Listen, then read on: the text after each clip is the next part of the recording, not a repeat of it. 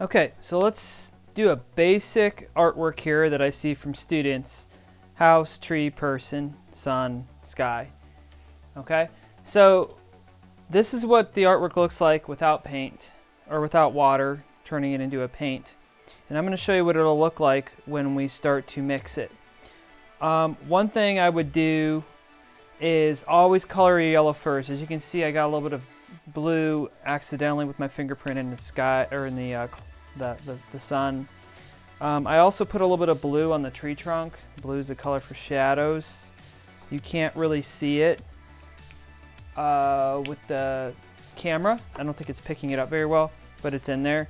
Also, I didn't color in the entire house. So when you add water, you can see how the paint doesn't need to be, like the marker doesn't need to be colored all the way in, because when you add the water, it spreads it. Make sure you rinse your water off your brush. Let's do the shirt. See how it spreads the color? You want to leave a little white. See how most students leave their sky blue like that at the top because it's so dark?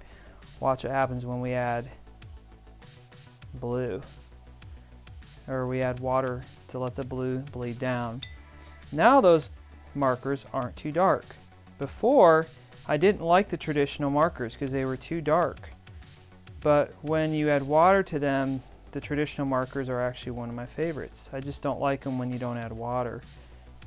You might need a little paper towel to dab some of that off. And if you want real looking grass, what I'd recommend putting in there is a little bit of orange. Just a little bit of orange to add, because right now it looks like plastic tree grass.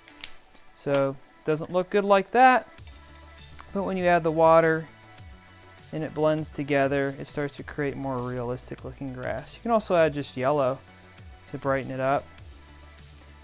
Oh, here's another mistake I have.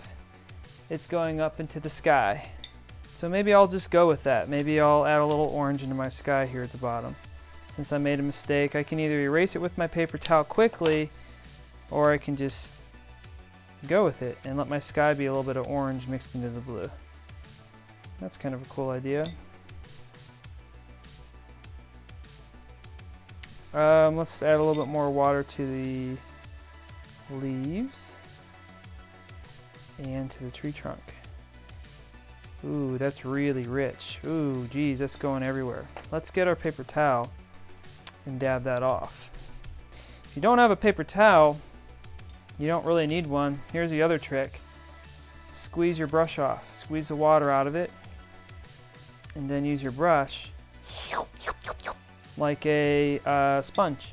Sucks up the bad paint. And that's about it. This is a very dark brown spot. I could add a little bit more brown from the roof into here from another place on the artwork.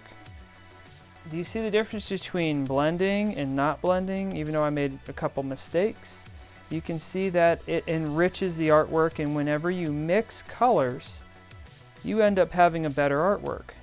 Better artists, more advanced artists will blend.